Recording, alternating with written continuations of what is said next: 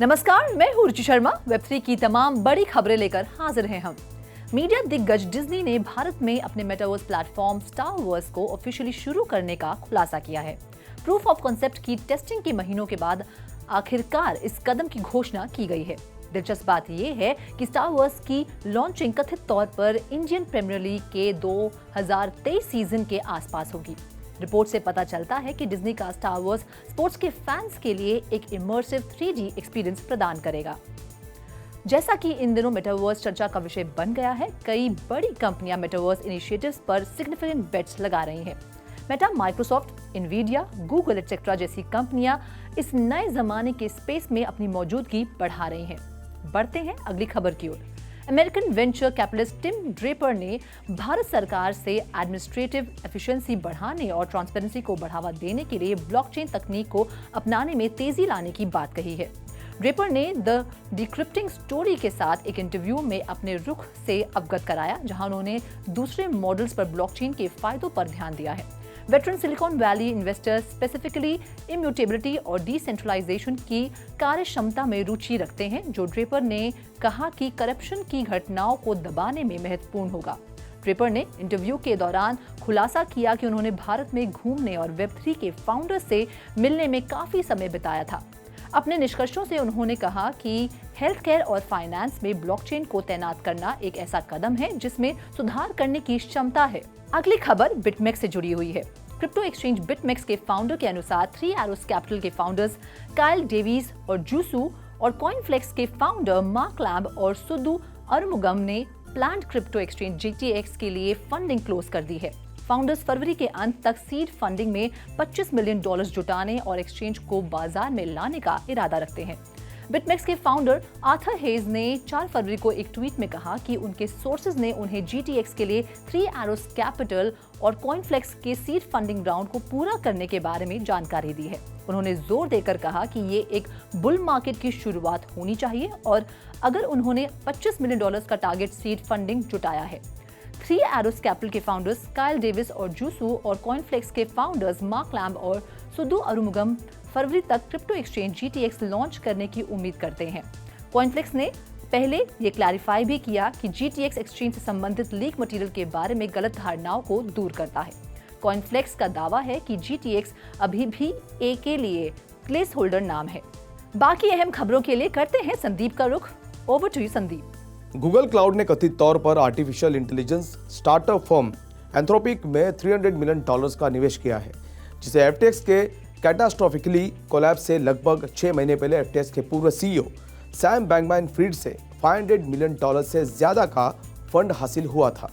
जबकि 4 फरवरी को financial times द्वारा $300 मिलियन के आंकड़े की सूचना दी गई थी। उसी दिन एंथ्रोपिक ने किसी भी आंकड़े का खुलासा न करने के बावजूद उसी दिन गूगल क्लाउड के साथ निवेश साझेदारी की पुष्टि की।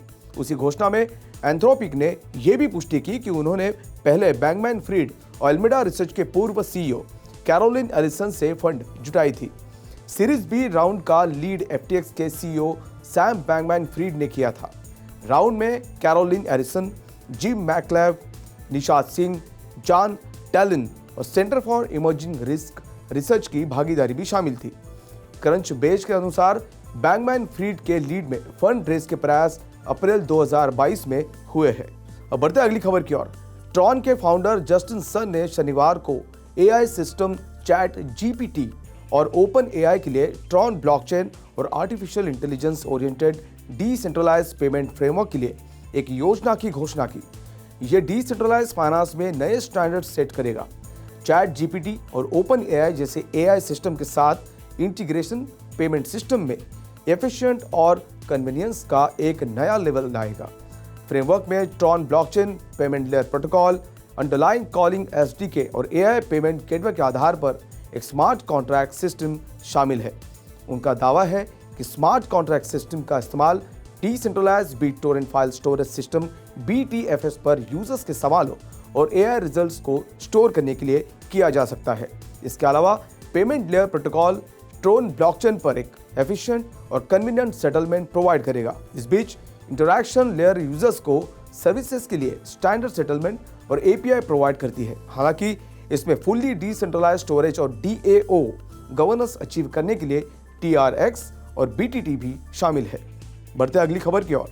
Cyber security software firm Check Point की रिसर्च आर्म ने ट्रांजैक्शन फीस में हेरफेर करने के लिए इस्तेमाल किए जाने वाले स्मार्ट कॉन्ट्रैक्ट फंक्शन की खोज के बाद डिंगो टोकन को संभावित घोटाले के रूप में चिन्हित किया है। चेक पॉइंट रिसर्च यानी CPR ने 3 फरवरी के एक ब्लॉग पोस्ट में कहा कि डिंगो स्मार्ट कॉन्ट्रैक्ट के पीछे के कोड को देखने के बाद इसने एक बैकडोर फंक्शन सेट टैक्स फी % की खोज की थी, जो कॉन्ट्रैक्ट की बाय और सेल फी को 99% तक बदल सकता है। इस फैक्ट के बावजूद कि प्रोजेक्ट के व्हाइट पेपर में दावा किया गया है कि हर व्हाइट पेपर पर सिर्फ 10% फीस लगता है। CPR के मुताबिक जब भी कोई यूजर टोकन खरीदता या बेचता है तो ये अनिवार्य रूप से प्रोजेक्ट के ओनर को ट्रांजैक्शन अमाउंट का 99% तक विड्रॉ करने की अनुमति देता है। फर्म ने कहा कि इस साल टोकन में 8400% की वृद्धि देखने के बाद डिंगो टोकन प्रोजेक्ट की जांच करने का फैसला किया और कथित तौर पर टोकन इन्वेस्टर्स को घोटाला करने के लिए इस्तेमाल किए जाने फंक्शंस के कम से कम 47 इंस्टेंसेस पाए गए। तो आज के लिए बस इतना ही। ऐसी Web3 से जुड़ी सभी खबरों को लेकर हम आपसे फिर मिलेंगे। तब तक के लिए देखते रहिए 3.0 TV।